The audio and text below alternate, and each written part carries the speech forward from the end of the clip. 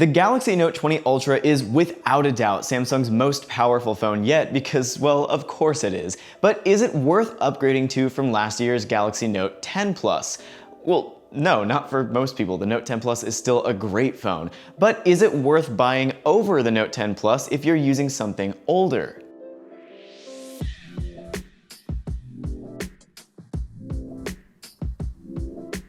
So both of these phones are absolutely massive. You can see the Note 20 Ultra on the left-hand side, the Note 10 Plus on the right. Of course, that's probably something you're into if you're considering either of these options, so you'll probably enjoy the fact that the Note 20 Ultra has a slightly larger 6.9-inch display that's 25% brighter than on the Note 10 Plus, and of course has a 120Hz dynamic refresh rate.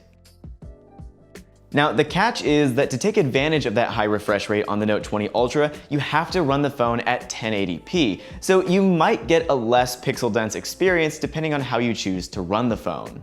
Around the back, you can see this new Mystic Bronze color on the Note 20 Ultra, which really resembles a rose gold more than any kind of bronze. I'm quite partial to the color myself, but even if you're not a fan, you'll probably still appreciate the new matte finish on the glass, which does a much better job at hiding fingerprints than the glossy backing of the Note 10 Plus. Of course, while we're looking at the back of the phones, we have to point out the new camera housings.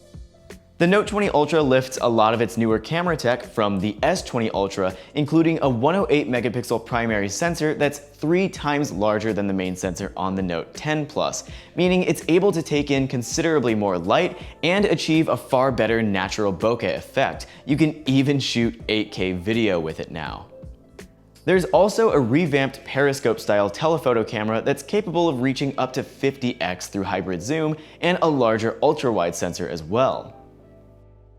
Some other hardware changes: you don't have to buy a separate version anymore to get 5G, since the Note 20 Ultra operates on the Snapdragon 865 Plus chipset, which actually requires a 5G modem. That more power-efficient processor should also help offset the Note 20 Ultra's higher refresh rate display, as should the slight bump up from a 4300 mAh battery to a 4500.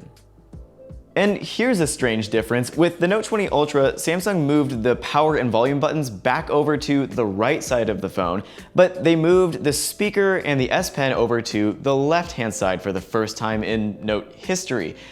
In fact, stacking the phone's screen first, they're almost perfectly mirrored, which is an interesting little design quirk.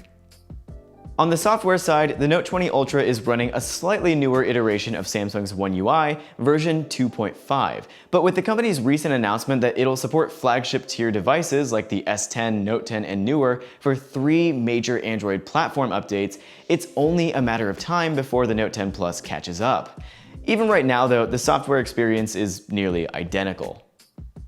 Once again, there's really no need to upgrade if you already have a Note 10 Plus unless you just have to have 5G or the latest cameras. But if you're using something older like a Note 8 or 9, there's a lot to like about the Note 20 Ultra, and of course we're gonna go much more in-depth with our full review in the coming weeks.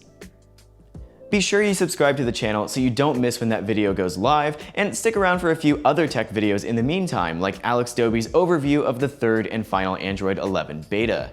Thanks as always for watching, stay safe, and we'll see you next time.